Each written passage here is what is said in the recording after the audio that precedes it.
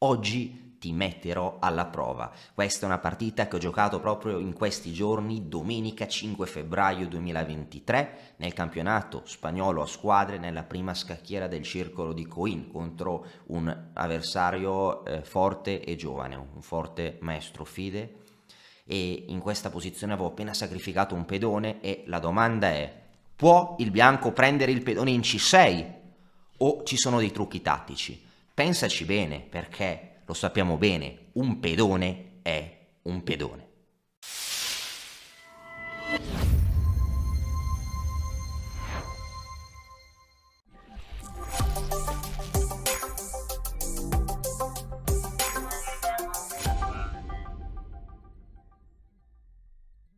In questa posizione stavo giocando contro il forte maestro Fide Garrido Diaz José Antonio, un sedicenne in ascesa.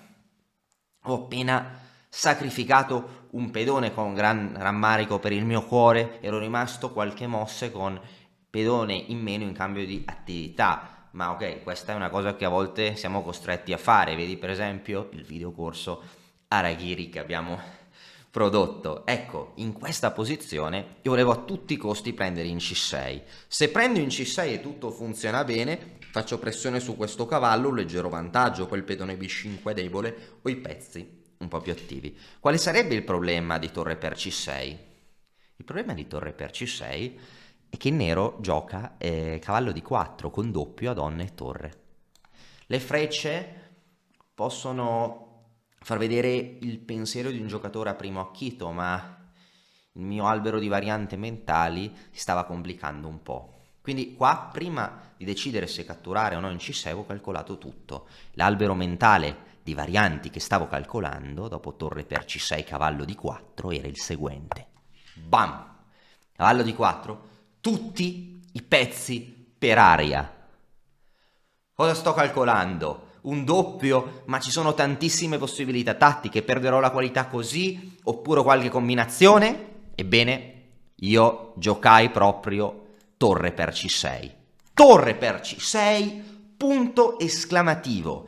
Il bianco acquisisce, diciamo, la parità di materiale, ha una posizione più attiva. Se il nero non gioca niente di speciale, il bianco ha un leggero vantaggio per pressare. A questo punto, il mio giovane avversario, senza neanche pensare, penso che io avevo ancora mezz'ora sull'orologio, lui 20 minuti, gioca con fermezza, con sicurezza, cavallo di 4. Allorché, dopo che mi gioca cavallo di 4, la mia risposta arriva immediatamente. Torre per di 4, 2 punti esclamativi, sacrificando la qualità, quindi recupero un'unità di materiale e ne sacrifico 2. Che cosa c'è dietro tutto questo? Ebbene, c'è un bellissimo trucco. Ecco, da qua in poi avevo calcolato quasi tutte le varianti fino alla fine, ok? Non è troppo difficile, in realtà anche già da prima, non è troppo difficile, ma vediamo cosa avevo calcolato. Il punto è che ci sono delle spettacolari reti di matto reciproche. Vediamo in primo luogo cosa succede se il mio avversario prova a rimanere con la qualità in più. Vediamo donna per D4. Cosa avrei giocato su donna per D4? Su donna per D4 avrei catturato il pedoncino in F7 e a questo punto delle minacce mortali, che sembra che ho uno scacco e basta, ma io in realtà sto minacciando di smantellare la protezione del re nero giocando torre per H6, 2 punti esclamativi. Ora, se il nero gioca una mossa qualunque, non so, diciamo che se il nero, non so, me ne invento una, diciamo che mi dà scacco e mi minaccia matto, a questo punto, punto esclamativo, torre per H6, scacco, deviazione del pedone G, cavallo G6, scacco matto e il re nero è intrappolato e cade vittima del cavallo e della donna bianchi.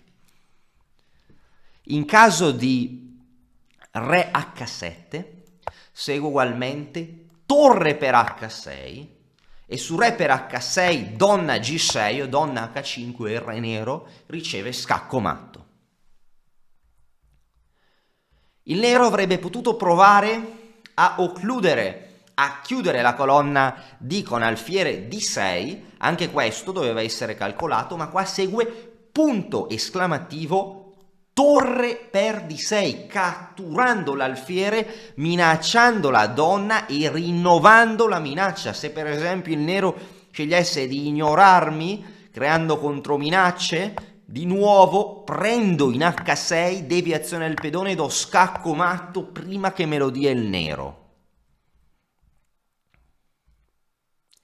In caso di donna per D6, cavallo G6 con attacco di scoperta, non scacco di scoperta, attacco di scoperta, questo non scacco, attacco di scoperta. Non ha nulla di meglio che cedere la donna, ma avendo la donna e l'alfiere, i vari pedoni contro due torri, un vantaggio di materiale immenso, sufficiente per vincere la partita. Il nero potrebbe provare qualche scaramuccia tattica giocando, non so, torre 1 scacco, re H2 e torre A1 minacciando matto, allorché basta sgomberare la casella G3 per il re e il bianco una facile vittoria. Vedete, torre H1, re G3, torre A3, alfiere 3, e visto che il materiale non è un'opinione, il bianco, che ha ben 3 punti di materiale in più, vincerà la partita sicuramente. Torniamo indietro, quindi questa è la giustificazione tattica per cui dopo cavallo D4 ho giocato torre per D4, l'avevo già calcolata prima e l'ho giocata in un nanosecondo, il mio avversario è rimasto lì a pensare. Ecco, quindi lui non può catturare la torre, può solo provare a cercare minacce di matto.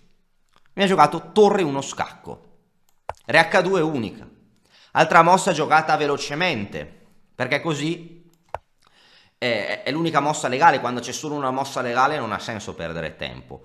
Ora donna per D4 sarebbe esattamente la stessa cosa di prima, donna per F7 con la minaccia imparabile di torre per H6 seguita da cavallo G6, dove in caso di alfiere D6 vinco di nuovo con presa e cavallo G6 con guadagno di materiale decisivo. Il bianco, il nero, allora il mio avversario gioca torre E1, re H2 e qua non si lascia distrarre dalla prosaica donna per D4 e gioca donna A1 con minaccia di matto e mantenendo la minaccia contro la mia torre. A questo punto continuo con la combinazione, questa è la partita e qua continuo con la combinazione che avevo calcolato. Alfiere H4, mossa unica. Se gioco H4 la torre continua ad attaccarmi lungo la colonna ed è comunque matto, un modo triste di morire. Quindi alfiere H4, il re deve scappare in diagonale. A questo punto il mio avversario ha giocato scacco e re G3. A questo punto gli scacchi utili del nero sono finiti, perché è vero che il re in G3 è qualcosa di spettacolare avere il re in G3, ma il mio re è più sicuro, per esempio. Tra l'altro io avevo sacrificato la qualità, la torre sul cavallo, ma lui non me l'ha ancora catturata. Fin tanto che non mi cattura la torre in D4, io ho ancora un pezzo in più. Quindi se per esempio lui mi desse scacco con torre A3, allora paro lo scacco con vantaggio di materiale decisivo, dove il pezzo in più vince, perché nuovamente il materiale non è un'opinione e un cavallo è un cavallo, e quindi il bianco vincerà la partita, visto che non ci sono tattiche concrete. Quindi a questo punto, dopo re G3, cosa succede se il nero prende in D4? Il mio avversario non ha preso in D4. Cosa avevo calcolato? Ora lo stesso trucco di prima non funziona. Donna per F7 sarebbe bella, troppo bella per essere vera. Minaccio di nuovo torre per H6 e matto, ma qua per esempio il nero può giocare alfiere D6 e dopo alfiere D6 non ho più il trucco di prima della scoperta. Se ora sacrificassi la torre non ottengo molto, il cavallo inchiodato, non ho modo di attaccare, probabilmente con 2 qualità in meno perderò la partita, perché se una qualità è una qualità, due qualità sono la morte per il bianco. Quindi, qua, qual era la combinazione che avevo visto? Torniamo quindi indietro all'inizio della combinazione. Torre per C6, cavallo di 4, torre per D4, torre 1 scacco, re H2, donna A1, alfiere H4, donna per D4. Ora il destino glorioso appartiene alla torre che deve immolarsi affinché l'alfiere in H4 possa assestare il colpo decisivo. Torre per H6, 2 punti esclamativi sarebbe stata la continuazione. In caso di re G8 il nero prende matto. In caso di G per H6 alfiere F6 il nero deve cedere la donna e dopo donna per il bianco ha un vantaggio di materiale decisivo. Perché? Perché ora probabilmente F7 e B5 cadranno. È vero che le due torri sono un po' meglio della donna, ma qua donna e cavallo si coordinano molto bene, il re nero è esposto e alla lunga il bianco vince. Questa sarebbe stata comunque la difesa più tenace del nero, ma alla lunga perdente. Per esempio su alfiere G7 aggressivo il bianco prende anche F7, poi vince, minaccia di entrare su, non so, nero ha partita completamente persa in questa posizione. In realtà chiedo scusa perché, ok, stavo guardando donna per D4 qua, possiamo guardarla come in partita, con dopo torre H1 re G3, donna per D4, ecco, questa era la stessa cosa. Volevo giocare torre per H6, re in G3 spettacolare, G per, alfiere F6 e ancora una volta vinco, no? Perché di nuovo qua ho troppo materiale in più. In caso per esempio, non so, di alfiere E5, qua potrei, non so, schiodarmi, gioco re, non so, da qualche parte, re G4, minaccio quasi matto, perché se gioca torre G8, cavallo G6 contro scacco, deve dare la qualità, poi perde tutto il suo esercito, e dopo alfiere per esempio donna per, vinco perché ho vari pedoni in più. Ora cadrà H6 e o B5 e con tutta questa massa di pedoni che avanzeranno difendendosi mutuamente, reciprocamente, le torri saranno impotenti nel lungo termine. Quindi questa variante mi avrebbe portato alla vittoria. Quindi, bellissimo, no? Alfiere H4 che crea una casella per il re, e poi magari... Adesso sembra tutto facile, ma intorno c'è la tensione, no? Di portare il re in G3. Allora lui mi diede scacco, re G3, e qua, una volta che capisce che su donna per D4 ho già calcolato tutto, il sacrificio con torre per H6, il nero decide di intorbidire le acque e gioca G5. Quindi il nero prova a creare un contrattacco, non cattura la torre, però la torre rimane in presa e il nero minaccia G per F4, G per H4, quindi il nero ha ben 3 minacce. Ecco, in questa posizione ho dovuto pensare di nuovo, avevo pensato a G5, non avevo pensato nulla di concreto, e qua ho trovato la soluzione. Qual è la mossa più forte del bianco? Qua c'è una mossa che distrugge il nero. La mossa più forte, ora potrei provare vari attacchi, ma il pedone in H6 è difeso, se lo scacco si difende, se lo scacco... Devo eliminare i difensori.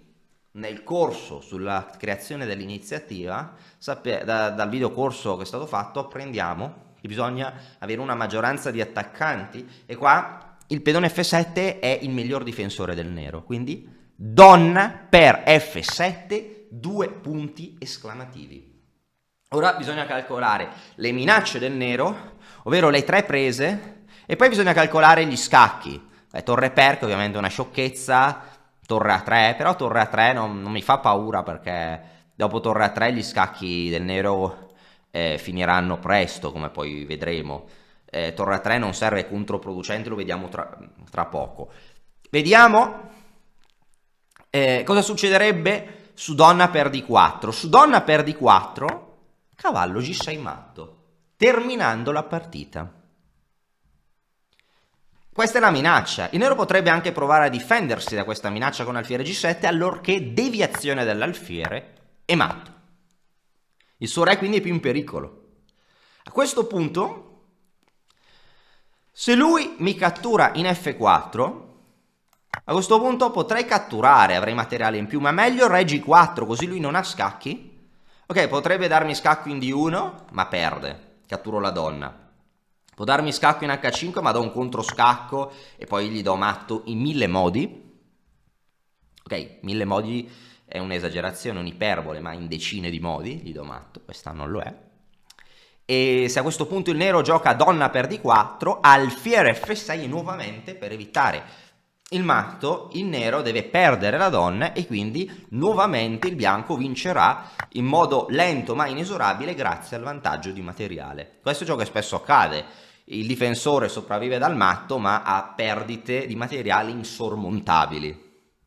Quindi il nero potrebbe provare a difendersi dal matto con alfiere G7, ma segue torre per H6, 2 punti esclamativi, alfiere per H6, alfiere F6, alfiere G7, donna per G7. Matto. Quindi torniamo alla posizione, dopo re G3, G5, momento critico, io prendo in F7. Il nero decide alla fine di prendere in H4. Scacco. Ora non ho né interposizioni né posso eliminare il pedone con altri pezzi diversi dal re, quindi posso muovere il re. Le uniche 3 mosse legali che ho sono re per H4, re G4 e re F3. Quale di queste mosse è migliore? Ecco, potrebbe sembrare che dobbiamo prendere il pedone o giocare re G4 per evitare ogni tipo di scacco, ma re G4 è un problema, ecco tutto il gioco di inchiodature. Su re G4, che minaccia matto, il nero cattura la torre, perché una torre è una torre, ma anche un'inchiodatura è un'inchiodatura e quindi non posso dargli matto e rimango con la torre in meno, quindi è già molto se posso dare un perpetuo. Quindi in questa posizione qua è emozionante, non una partita, vedi il re che naviga tra la terza e la quarta traversa. Ecco qua ho giocato re F3. Re F3 sembra una sciocchezza, perché però è molto intelligente. Allora sembra che lui possa continuare, non so, con donna per D4, ma su donna per D4 l'inchiodatura non esiste più, matto, e vinco. Su alfiere G7, deviazione dell'alfiere e poi matto. Quindi sembra che dopo re F3 il nero possa continuare l'attacco giocando torre A3. Torre A3 e a questo punto, se non voglio retrocedere con i miei attaccanti, devo andare in G4. Quindi vado in G4 e gli ho attratto un altro attaccante. Però esatto, questa è un'attrazione o adescamento. La torre sembra attiva, ma dopo re G4 il nero ha finito gli scacchi e il tocco finale della combinazione, calcolata nel momento in cui ho giocato donna per F7, in questo momento ho dovuto calcolare questo. Seguito, dopo donna per F7, G per re F3 punto esclamativo, torre A3, re G4, minaccio matto. Lui può prendere il mio cavallo continuando con il gioco del materiale delle inchiodature, ma ora l'alfiere è indifeso e quindi l'adescamento della torre in attacco in realtà è una deviazione del difensore, quindi la partita si è conclusa con donna per F8 e nero abbandonato in vista dello scacco matto con torre per H6. Beh, non è male, no? Questa partita mi è piaciuta molto perché con tutte le donne, con tutti i pezzi in campo, il bianco ha un attacco da matto, avendo allo stesso tempo il re in G4 in mezzo alla scacchiera. Sembra una situazione molto paradossale, ma tutta la combinazione, tutta la fine di questa partita è servita a giustificare che il pedone in C6 si poteva catturare e che quindi un pedone è un pedone.